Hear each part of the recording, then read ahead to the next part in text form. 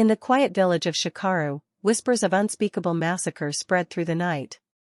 Legends tell of the Shingwai, creatures that prey on humans, leaving only fear behind.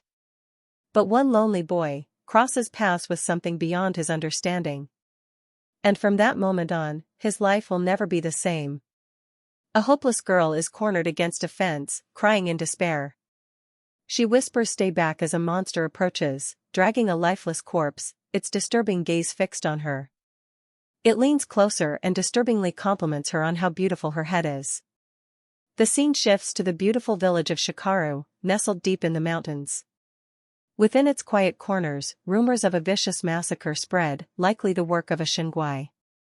Shingwai, ancient creatures of terror, feared since old times. Monsters that kidnap and devour humans. Their existence defies logic itself. Kou, our protagonist, visits the small shop of an old lady who seems fond of him. She remarks how long it's been since she last saw him. He smiles faintly, greets her warmly, and as usual hands her herbs and vegetables. As the woman is about to give him some stew as a tip, chaos erupts.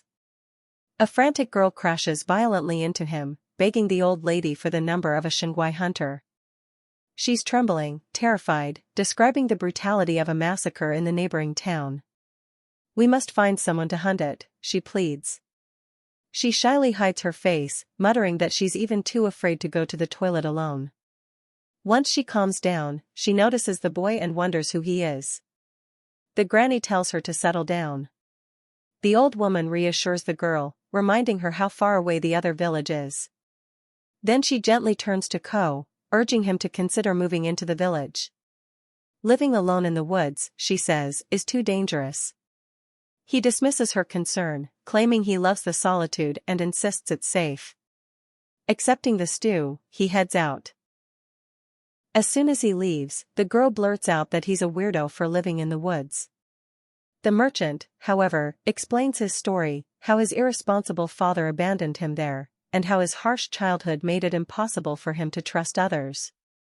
Meanwhile, the boy smiles quietly to himself.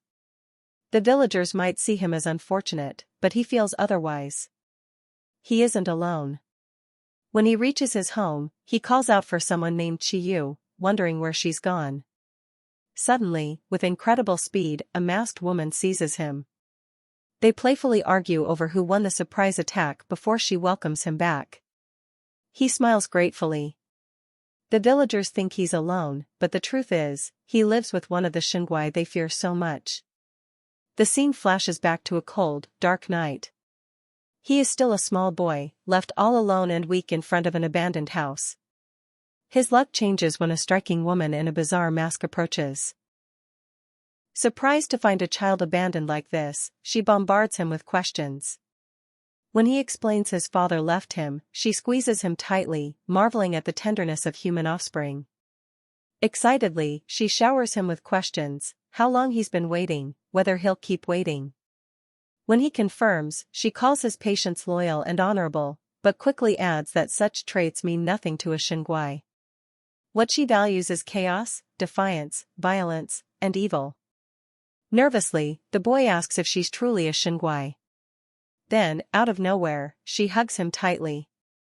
At first he fears she'll eat him, but she teases that she's only in the mood for a nap. Slowly, he begins to feel her warmth, easing into the bond as they exchange names. From that day on, Chiu takes care of him as though he were her own child, feeding him, teaching him to read and write, reminding him to strengthen his mind. In another moment, she nearly drowns and hilariously pleads for him to save her. Drenched afterward, he suddenly asks why she cares for him. Was it because she actually cared? The masked woman playfully jabs him with her hat, calling the question far too intimate. Yet she admits his assumption may not be wrong, though he's not useful to her, she simply wanted his company. Even Shingwai, she confesses, can feel lonely. By the river, he fishes while she lounges nearby. He brings up the Shingwai attack in a neighboring village. She dismisses it, calling the creature foolish for drawing so much attention. If it came here, she says, she'd simply run away, she's too tired to fight. He mocks her, calling her pathetic. Angrily, she reminds him of her might in the past, but he teases her about almost drowning not long ago. Curious, he asks what kind of Xingguai she is and about her life before. Chiu avoids the question, saying it's nap time. Her past doesn't matter, she's content now. But he thinks to himself, there's so much he doesn't know. She never eats. She never removes her mask.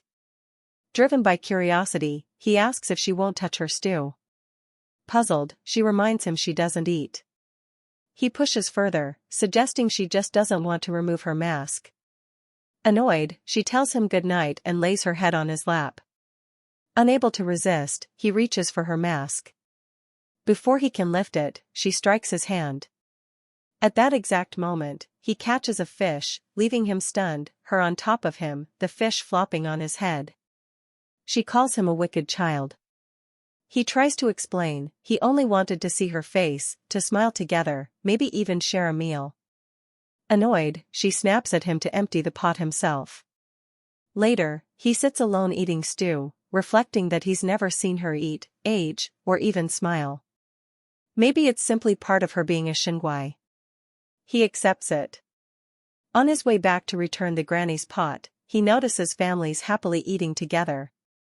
His heart aches. He wonders why she hides her face. The old woman greets him cheerfully, remarking how quickly he returned the pot. He thanks her for the stew, but his gaze lingers on a mother with her child. His heart aches again, he wishes one day he and Chiu could smile together. Still, he reminds himself to be grateful, not greedy. Suddenly, the frightened girl from earlier bursts in, screaming that she saw something, an eerie creature with human heads around its neck, grinning at her with a horrific smile. His heart sinks. Chiu is alone. Without hesitation, he runs into the woods, desperate to find her. Then it appears. A towering monster, wearing human heads as a necklace, the same Xingguai the girl described. He finds her beaten and on the ground. Rushing to her side, he demands to know what happened. The Xingguai laughs, taunting that Chiu is his to play with. The boy shouts defiantly that she's his family. The monster pauses, confused. Family? It sneers. No, you must be her thrall. And she hasn't possessed you yet, has she? He stammers in confusion. Thrall? What does that mean? The Xingguai mocks her for keeping secrets and lunges to attack. With one swing, the creature knocks her mask flying. It cackles, calling her ugly, mocking how she deceived the boy. He stares, horrified, she has no face. The monster explains with glee, she is the fallen god of war, stripped of her body, doomed to wander in misery. She seeks a vessel, the boy himself. Trembling, he asks if it's true. The Xingguai sneers that Chiu only wants to use him to regain her body. He struggles to believe it, but deep down, he knows her heart. Suddenly, the beast attacks again. The boy reacts, throwing dirt in its eyes. Blinded for a moment, he seizes her and flees. But pulls away saying she must return. He begs her to stop, she's too weak. At the riverbank, she grips his wrist. His hand passes through her chest, empty, hollow. With a trembling voice, she admits the truth. Long ago, she lost a battle. Her victors stripped her of everything, her body, her face, her ability to eat or fight. She confesses that at first, yes, she intended to use him as a vessel. But over time, he became too precious. She could never take him. She declares they must part, she needs to fight the monster and reclaim what's hers. One of the faces it carries belongs to her. Instead of fear, he smiles. So if we beat it, I'll finally see your face? She is stunned. His excitement leaves her puzzled. He insists, she should use him. If she does, she'll regain her strength. She refuses, if she uses him, he may vanish forever. Why would he sacrifice himself?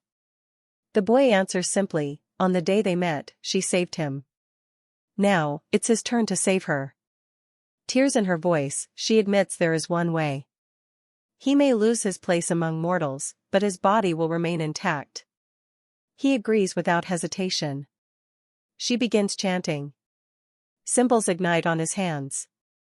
The monster, sensing something, approaches. Then, he appears before it, eyes glowing, aura blazing. The Xingguai shrieks in terror. He's possessed. With one decisive leap, the boy swings his blade. The monster's head flies. The next morning, he awakens in shallow water. A fish nibbles at his hair. He jolts upright, remembering the battle, staring at the marks on his hand. Fear grips him. What happened to her? Then he sees her, standing before him with her head bowed. Slowly, she raises her face. His eyes widen. For the first time, he beholds her true form, her beauty angelic, breathtaking. They share a warm embrace. She teases him, asking if her beauty blinded him. He laughs, saying she was only standing in front of the sun. But then she admits, reclaiming what she lost will be difficult. He smiles. With him at her side, it will be easier. And with joy in his heart, he vows to join her on her journey.